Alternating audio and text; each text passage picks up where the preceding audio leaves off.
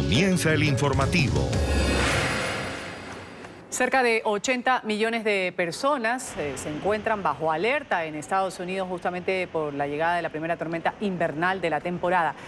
El fenómeno avanza desde el medio oeste hacia el noroeste en la Unión Americana con nevadas y fuertes lluvias. El Servicio Meteorológico Nacional ha emitido advertencias para las regiones de Tennessee, Missouri, Illinois, Indiana, West Virginia y Pensilvania, con proyecciones de precipitaciones para Washington, New Jersey, Delaware y Nueva York. El reporte a esta hora desde la capital estadounidense con nuestra periodista Carolina Valladares. Carolina, una buena tarde.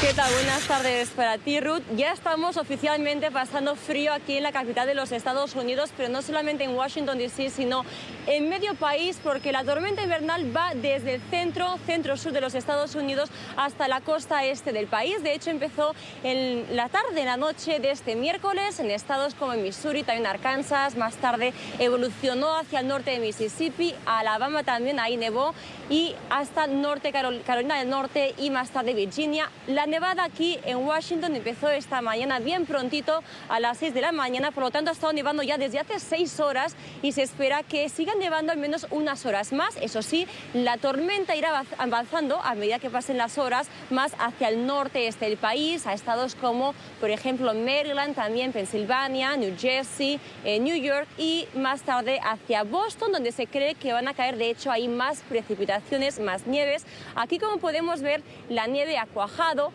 Obviamente los servicios de emergencia han tirado sal para que la gente pueda andar, no se resbale, no se caiga, pero sí que podemos ver patente que ha caído no demasiada nieve, pero sí nieve lo suficiente para tener cuidado cuando se ande, no resbalar, hay que ir con cuidado. Y muchos ciudadanos de Washington se han despertado con la noticia de que nevaba. Habían avisado de que caerían algunos copos, pero eso sí, no tanta nieve como la que hasta el momento está cayendo.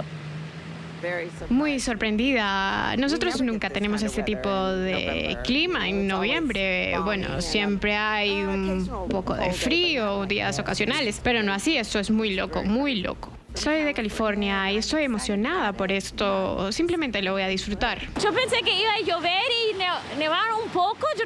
Yo no sabía que iba a nevar tanto. Y por eso llegué atrasado a mi trabajo hoy y mis hijos llegaron atrasados a la escuela, pero estamos muy bien.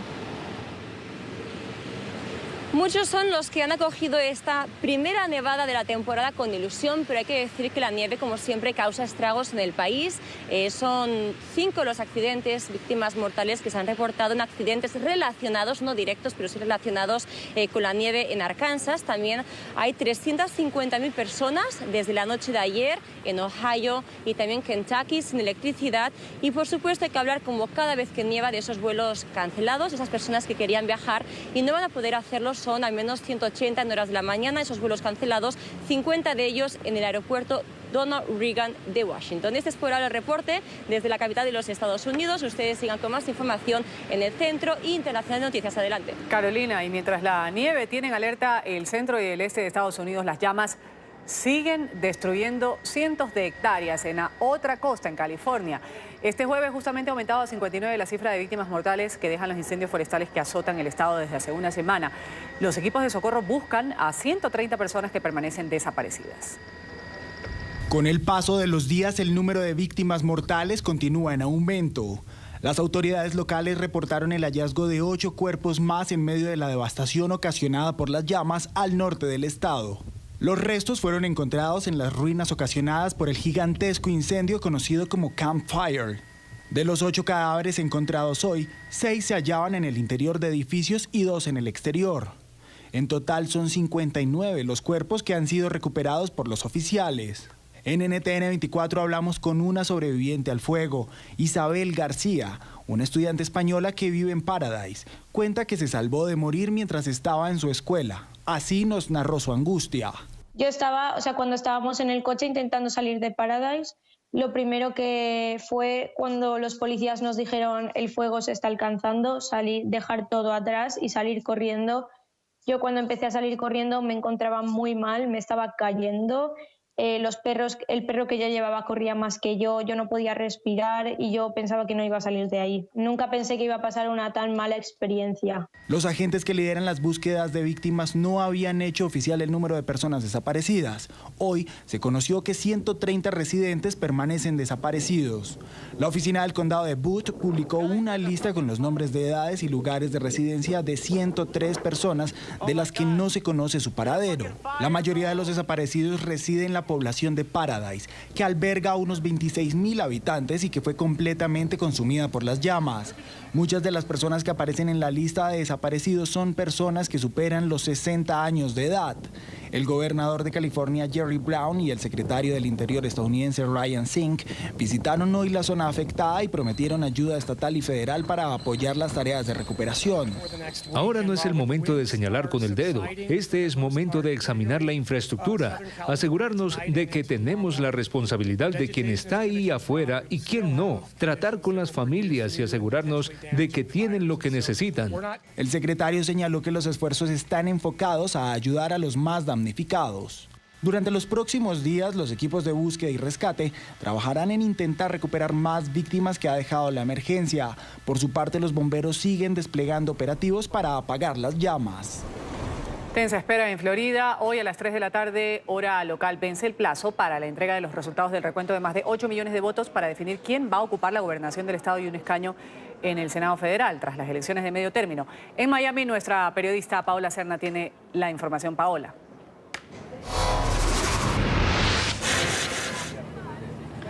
Hola, ¿qué tal, Ruth? Bueno, estamos en el condado Broward el día de hoy, uno de los condados que se ha mantenido en el ojo de esta tormenta bajo las acusaciones de supuesto fraude electoral. Aquí ya se ha terminado el recuento de los votos, no se esperaba que de pronto fueran a alcanzar, pero el día de hoy lo han conseguido, no han dado todavía los datos, están trabajando y en cualquier momento darán la información de el número de votantes y los votos que fueron contabilizados el día de hoy. Broward no tiene ningún problema. El secretario de Estado del Estado de la Florida ha dicho que de los 67 condados se espera que todos entreguen este recuento el día de hoy, menos uno, el condado de Palm Beach. En otras emisiones les hemos comentado que el sistema de recuento de votos, estas máquinas de recuento parecen ser bastante obsoletas en Palm Beach, se trabaron y fue necesario comenzar de nuevo dicho recuento de votos, por lo que hoy lo más seguro es que dicho condado no alcance a culminar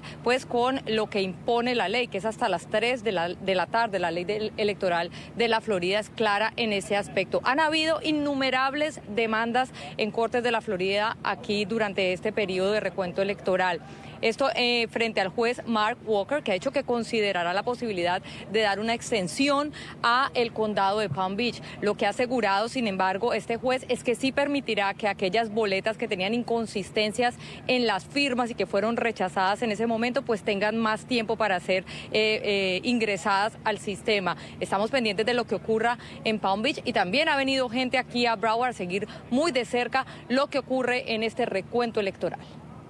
El propósito de esto es que queremos la verdad, eso es todo. Queremos la verdad, toda la verdad y nada más que la verdad en los ojos de Dios. Así que supervisor de las elecciones y cualquier otra persona involucrada, Dios los está viendo, así que ustedes mejor es que hagan lo correcto.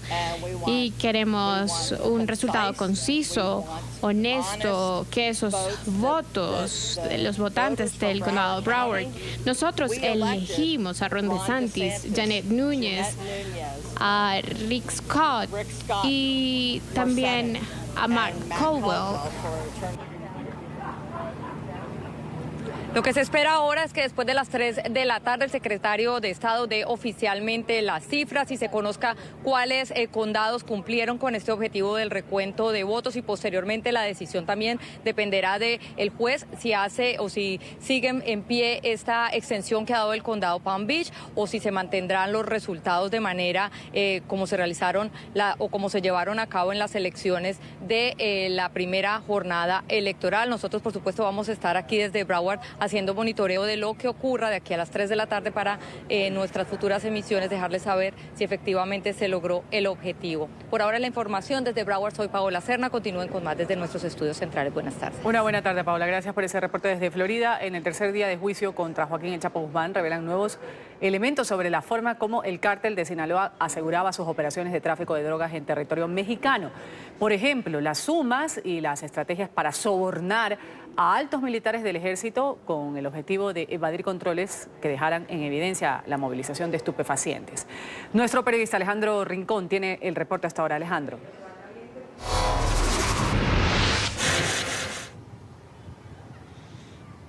Hola Ruth, televidentes del canal de las Américas. En la jornada de la mañana de este tercer día de juicio por narcotráfico contra Joaquín El Chapo Guzmán han quedado en evidencia nuevos elementos de colusión entre el cártel de Sinaloa y altos militares del ejército mexicano. Todo por cuenta de la continuidad del testimonio entregado por Jesús Zambada, quien se autodenomina como uno de los principales socios del acusado por narcotráfico. De hecho, la estrategia de la Fiscalía a través de haber traído a este testigo cooperante es precisamente dejar claro, más allá de toda duda, que es Joaquín Guzmán Loera el único líder del cártel de Sinaloa. Y a través de ese testimonio, por ejemplo, esta mañana de jueves hemos entendido cómo Joaquín Guzmán Loera, en concepto de Jesús Zambada, mandaba a saludar a altos militares. Ese saludo era en realidad la entrega de un soborno.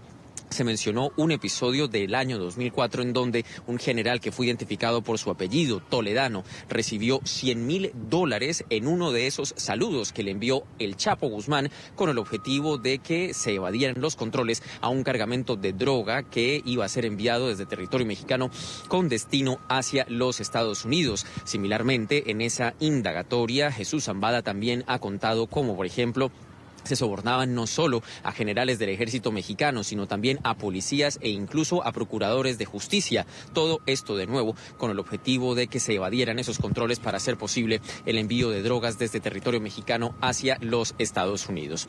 Anticipadamente a estas declaraciones y sobre todo a propósito de la llegada de este testigo cooperante a la sala del juez Brian Cogan, consultamos directamente a uno de los abogados del Chapo, en este caso a Jeffrey Lichman, sobre esta estrategia de las autoridades, o más bien del gobierno de los Estados Unidos, y este fue el comentario del abogado de El Chapo. Me gustaría poder comentar sobre las cosas que he visto en la corte ayer y hoy y el día anterior, pero no se me permite, entonces no lo haré. Cuando hable en la corte comprenderán cuál es mi posición. ¿Usted cree las cosas que estos testigos están diciendo en contra del señor Guzmán? ¿Está usted sorprendido? No puedo comentar la evidencia. Me gustaría, pero no puedo.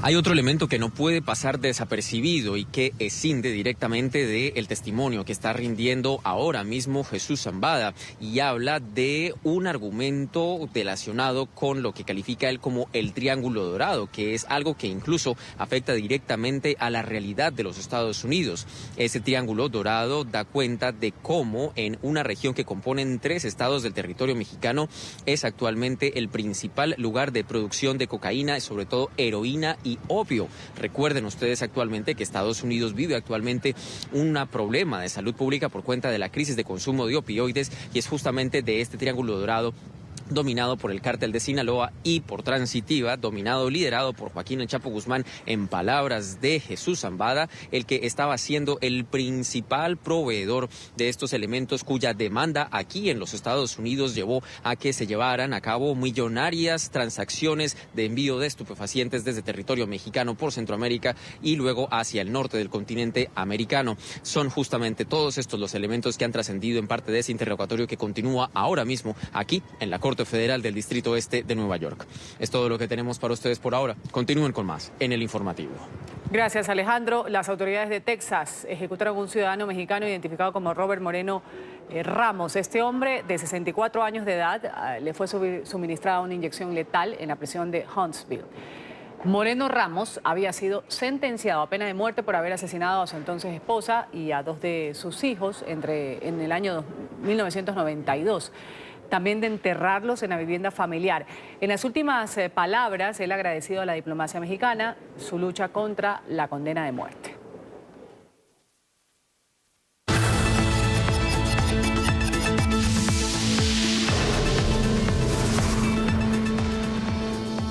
Final trágico. Un migrante guatemalteco sin documentos ha muerto en el desierto de Arizona intentando alcanzar el sueño americano.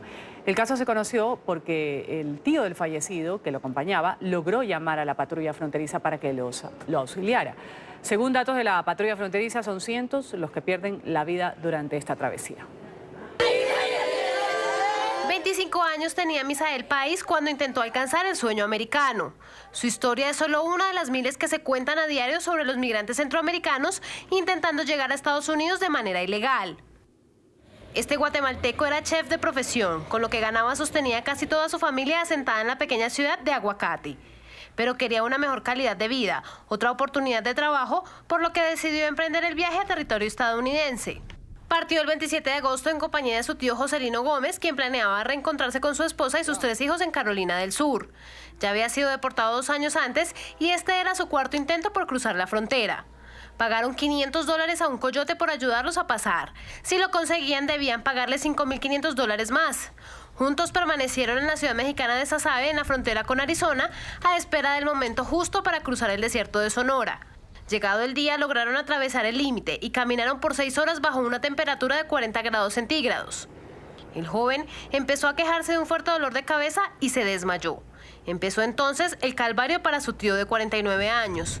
Intentando reanimarlo, el coyote mojó la cabeza del joven y como no reaccionó, los abandonó a ambos. Utilizando un celular de emergencia, Joselino Gómez se comunicó con la familia en Guatemala. Posteriormente, sabiendo que sería una vez más deportado, llamó al 911.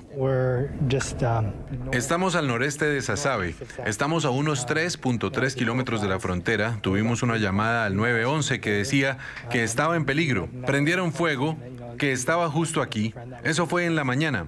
Pasamos todo el día buscándolos. No pudimos localizarlo hasta varias horas después. Uno de los individuos tenía unos 40 años, el otro tenía unos 19 años. El joven no lo logró.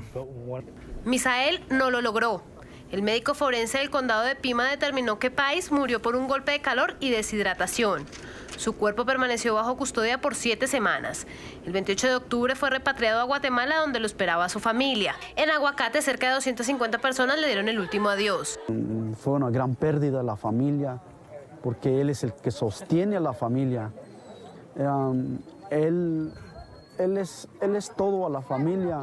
Entonces, quería darle una mejor vida a mis papás, a mi familia. Entonces, él se sacrificó ir allá. Todos queremos ir allá a los Estados Unidos. Todos anhelamos el sueño americano. Todos queremos ir, hasta yo quisiera ir allá. En el vuelo de regreso junto al cuerpo de Misael venían otros 12 ciudadanos que murieron intentando llegar a Estados Unidos. Y es que como este joven son miles los que perecen en la travesía o necesitan ser rescatados. Según la patrulla fronteriza, se registraron 294 muertes durante el 2017. Nueva jornada de protestas estudiantiles en varias ciudades de Colombia. Universitarios insisten en el aumento del presupuesto para la educación superior. En Bogotá hay marchas desde las universidades nacional, pedagógica y distrital. Profesores y centrales obreras se han unido también a esta jornada de huelga. NTN 24 en el lugar de la noticia con nuestro periodista Carlos Arturo Albino. Carlos, adelante. Hola Ruth, buenas tardes, 2:21 del mediodía, un placer saludarles en la capital de Colombia. Estamos acá frente a la Universidad Pedagógica, aún todavía ellos no salen hacia la calle, están concentrándose hacia lo interior de la universidad. Me encuentro con Luis es uno de los líderes de la Universidad Pedagógica, hoy van a marchar con lápices, ¿qué significa esto? Muy buenas tardes, es un mensaje que le queremos enviar a la sociedad. Nuestra movilización principalmente es creativa y pacífica. Lápiz es uno de los símbolos de la educación. Nuestras exigencias es para salvar las universidades públicas y para que el próximo año podamos abrir. Se han registrado en las últimas marchas de los estudiantes algunos desmanes, bloqueos. Hoy el distrito le ha pedido a ustedes 0 bloqueos y más control. ¿Ustedes qué le dicen al distrito? Primero, todas las movilizaciones que han sido convocadas desde sectores alternativos, así como también desde el mismo Centro Democrático, han sido por la calle. Nosotros nos vamos a movilizar, eso sí, por la calle pacíficamente. De esos hechos aislados, minoritarios, del uso de la violencia, nos separamos de ellos. Creemos que es necesario ganarnos el corazón de la sociedad y por eso lo hacemos pacíficamente. ¿A qué hora va a partir exactamente la marcha y cuál será el final? Por alrededor de 10 minutos vamos a estar saliendo, estamos esperando a que llegue la Universidad Distrital junto con las universidades privadas, saldremos hacia la Caracas e iremos hasta la autopista 100, autopista con calle 100. Bien, muchísimas gracias, Luis. Es uno de los líderes. Él ha recalcado y ha rechazado los hechos violentos que se han registrado en las últimas manifestaciones. Ellos dicen que van a marchar con tranquilidad, lápices en mano, pidiendo mayor recursos para la educación en el país. Es la información que tenemos desde Bogotá, Colombia. Carlos Arturo Albino, NTN 24. Carlos, gracias por ese reporte. 12:23 en la capital de Colombia. El presidente de la Asamblea Nacional Constituyente de Venezuela, Diosdado Cabello, aseguró que el ex candidato presidencial de Colombia, Gustavo Petro, pidió en el pasado ayuda económica a Venezuela para financiar su campaña política. Ahora Petro no quiere saber nada del chavismo, Chávez le hiede, Nicolás Efú. No. Por eso es que no ganan y los pueblos los condenan. Por ser una, ¿cómo se llama eso? Un ñame pelado en un tobo de agua. No los agarra nadie. Unas guabinas. Llegan a hacer lo que son. Para acá vino una vez ese señor Petro a pedir apoyo para su campaña. Para acá, para Venezuela. Y ahora los chavistas le hieden. Anda, la comete un dulce, anda. Bueno, y de su parte, Gustavo Petro le ha respondido a Cabello, a Diosdado Cabello, a través de su cuenta en la red social Twitter. Reconoció que sostuvo reuniones con el fallecido mandatario Hugo Chávez, pero negó que se tratara de búsqueda de apoyo financiero. La última vez que hablé con Chávez fue en el año 2006 para salvar de una guerra a Colombia y Venezuela y luego fui a su funeral. No me interesa el apoyo de Maduro porque no hay revolución en una rosca que se perpetúa solo para captar rentas petroleras. Eso no es una revolución. Y este jueves el diputado venezolano Juan Requesens cumple 100 días en las rejas, luego de ser acusado de presuntamente atentar contra la vida del presidente Nicolás Maduro. Familiares de los denominados presos políticos, defensores también de los derechos humanos, tomaron las calles hoy para exigir su libertad. Oliver Fernández tiene el reporte desde Caracas. Oliver. Hola, buenas tardes, gracias por este contacto. Hasta ahora nos encontramos en la avenida Francisco de Miranda. Hoy se cumplen estos 100 días de encarcelamiento del diputado Juan Requesens. Como ustedes pueden observar, acá se han dado cita algunos diputados a la Asamblea Nacional, así como también defensores de los derechos humanos como Lilian Tintori, quienes de alguna manera están respaldando también a la familia del diputado Juan Requesens. Ellos están pidiendo su libertad. También tuvimos la oportunidad de conversar con Juan Guillermo Requesens, padre del diputado Juan Requesens, quien de alguna manera también resumió lo que han sido estos 100 días de encarcelamiento. Veamos. En estos 100 días se resume que aquel que piensa diferente puede estar tras las rejas, que la solidaridad tiene mente corta. Aquí tenemos que ser solidarios todos porque mañana puede ser cualquiera de nosotros. También conversamos con el diputado Miguel Pizarro. Aseguró que el encierro de Juan Requesens debe servir para unir a la oposición. Destacó que las peleas internas solo favorecen al gobierno de Nicolás Maduro. Porque al final aquí no importa quién tiene la razón. Si esta dinámica sigue, vamos a seguir todos condenados a que la política no tenga futuro. Y veámonos en el espejo de lo que está pasando. Hoy tenemos 100 días de un diputado tras las rejas.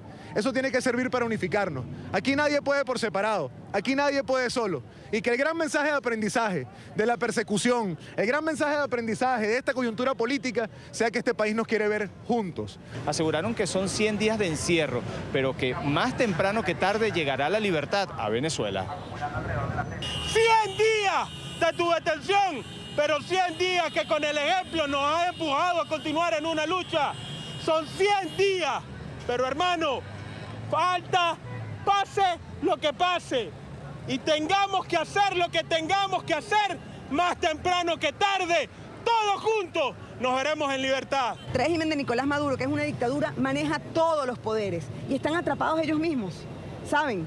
El régimen está más preso que nosotros. El régimen está más preso que Venezuela. Venezuela está presa del hambre, de falta de seguridad, de falta de medicinas, de insumos médicos, de falta de hospitales, de salud pública, de gas, de agua. Pero Venezuela está más libre. Hay expectativa. Para este viernes se tiene previsto que la esposa del diputado Juan Requesens, Oriana Requesens, y sus hijos puedan visitarlo por primera vez. Es la información que manejamos desde Caracas. Continúen con más en nuestro Centro Internacional de Noticias. Gracias a Oliver por ese reporte. Vamos aquí a una pausa comercial enseguida. Las autoridades de Argentina han detenido a 10 personas presuntamente vinculadas con una explosión registrada en el cementerio de La Recoleta, en Buenos Aires. Ya volvemos. Ya regresamos con el informativo.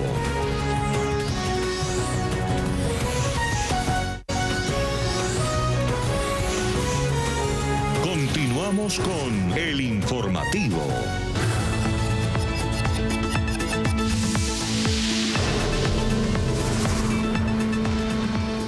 Y en Chile continúan las investigaciones por casos de abuso sexual cometidos por miembros de la Iglesia Católica. En las últimas horas se ha confirmado que el arzobispo emérito de Santiago, Francisco Javier Errázuriz, va a ser citado para declarar como imputado por encubrimiento.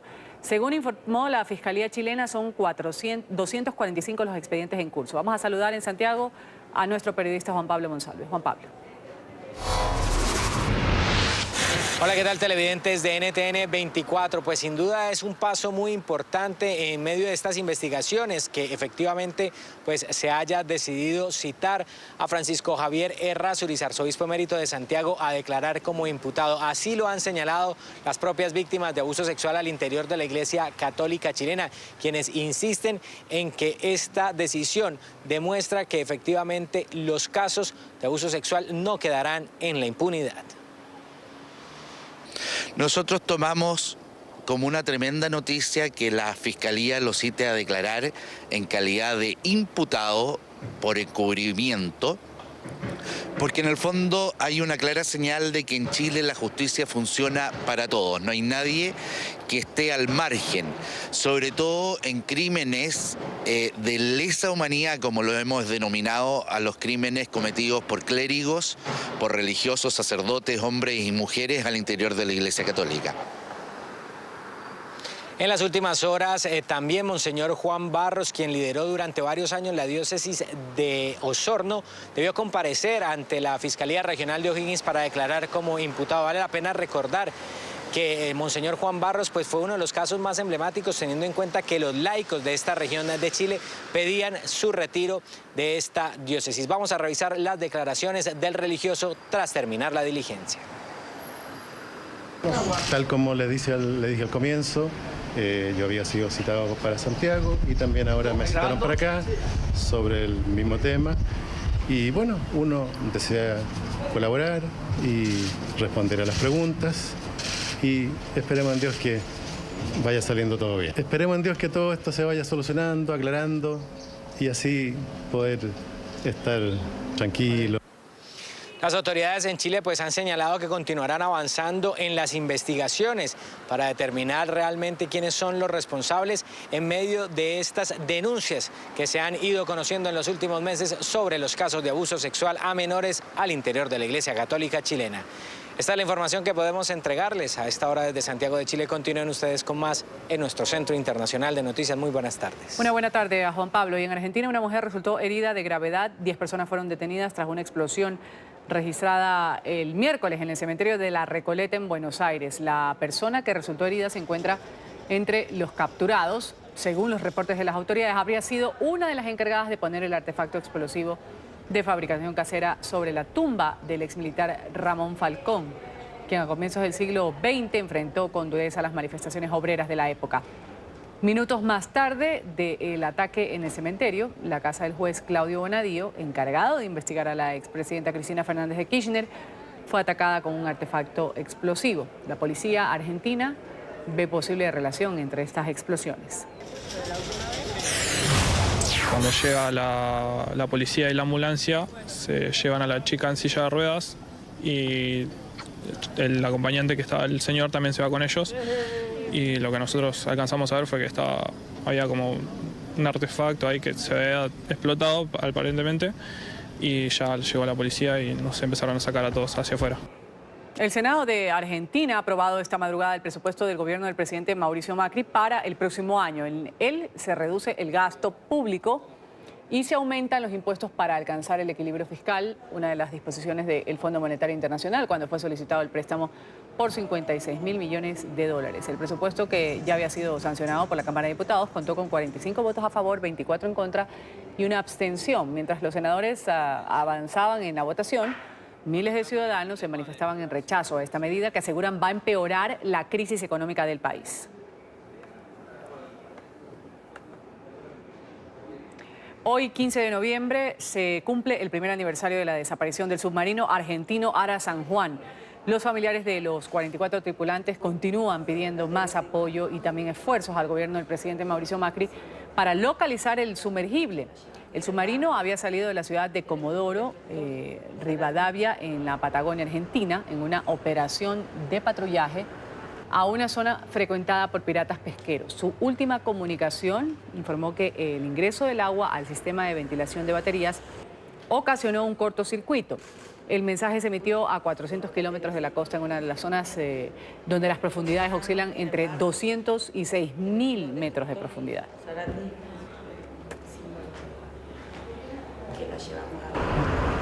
Vamos a revisar algunos datos sobre la desaparición del submarino Ara San Juan.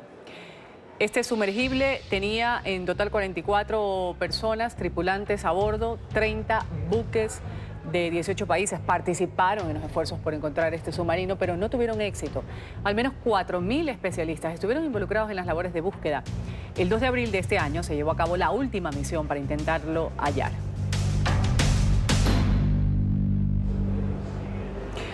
Y se revelan las intimidades entre Bill Clinton y Mónica Lewinsky. Este 18 de noviembre se estrena en Estados Unidos el documental The Clinton Affair, en la que la antigua becaria de la Casa Blanca revela cómo se desarrolló uno de los escándalos sexuales más comentados y más famosos del mundo. Además, relata cómo llegó a la relación con el ahora expresidente y lo que aconteció en su vida tras ser señalada. El documental va a ser emitido en la televisión estadounidense. Bueno, aquí hacemos una pausa en esta emisión de noticias y cuando retornemos vamos a hablar de la tormenta política que enfrenta la primera ministra británica Theresa May por el borrador del acuerdo para la salida del Reino Unido de la Unión Europea. Ya regresamos con El Informativo.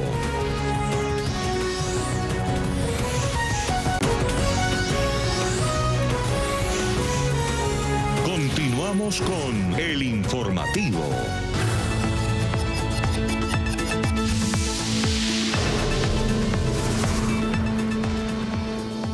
Caos en el gobierno de Reino Unido en medio de las protestas críticas opositoras y de la renuncia de dos de sus ministros más importantes. Theresa May ha defendido ante el Parlamento el borrador del acuerdo para el Brexit. Hace unos minutos, Theresa May lamentó las dimisiones de sus colaboradores y dijo que hará su trabajo para lograr el mejor pacto. Incluso advirtió sobre las posibles consecuencias de no respaldar el texto preliminar. Como lo prometió el día de ayer, Theresa May defendió este jueves ante el Parlamento el acuerdo preliminar para el Brexit. Los críticos de la Premier británica no contuvieron las risas mientras ella vanagloriaba las virtudes del borrador que estipula la salida del Reino Unido y la futura relación comercial con la Unión Europea. Eso nos acerca a un acuerdo del Brexit. Señor presidente, lo que acordamos ayer no era el acuerdo final, era un borrador. Un borrador que significa que abandonaremos la Unión Europea de una manera fluida y ordenada para 2019. Y establece el marco de trabajo para relaciones futuras que cumplen con nuestro interés nacional. Toma control de las leyes de nuestras fronteras y nuestro dinero protege la seguridad laboral y la integridad del Reino Unido y cumple con muchas cosas que muchos dijeron que no podrían realizarse. Además de las dificultades para defender su borrador, May se enfrentó hoy a la renuncia de dos de sus importantes ministros, la ministra de Trabajo Esther McVey y Dominic Raab, que hoy dimitió como ministro del Brexit tras asegurar que el acuerdo preliminar alcanzado con Bruselas tiene defectos fatales. Hoy he renunciado como secretario del Brexit. No puedo, en buena conciencia, apoyar los términos propuestos para nuestro acuerdo con la Unión Europea. Aquí está la carta que le presenté a la primera ministra, explicando mis motivos y mis respetos por ella. ¿Cómo confiar en un acuerdo de salida que el propio ministro del Brexit no puede apoyar? Es el cuestionamiento que le hace a May la oposición laborista. El gobierno está en caos. Su acuerdo pone en riesgo a dejar el país en una posición intermedia permanente, sin real poder de decisión, cuando incluso el último secretario del Brexit, que al menos de manera teórica negoció el acuerdo, dice: no puedo apoyar este acuerdo. ¿Qué fe le da a alguien en este lugar o a alguien en este país? El gobierno simplemente no puede darle al Parlamento este acuerdo a medio hacer, que tanto el secretario del Brexit y su predecesor han rechazado. Theresa May sigue asegurando que el pacto alcanzado es el mejor posible y mantuvo que la alternativa sería ningún pacto o que no haya Brexit. La incertidumbre que se vive en el gobierno británico ha llevado a algunos dentro del propio Partido Conservador a comenzar a cuestionar las capacidades de la Premier. Jacob Rees-Mogg, líder del sector más euroescéptico, confirmó que ha enviado una petición a su grupo parlamentario para que se eleve una moción de confianza y en caso de que May la perdiera, daría lugar a unas elecciones internas para elegir a un nuevo líder Tory. Creo que los procesos parlamentarios pueden acelerarse, pero tengan en mente que el Partido Conservador ya tiene una lista de miembros y no tiene que ir por el país preguntando quiénes son esos miembros. Y no serán meses, quiero que pueden ser semanas. Creo que sería poco realista pensar que sería más rápido que eso. La salida de Theresa May podría darse si al menos 48 diputados cuestionan su liderazgo.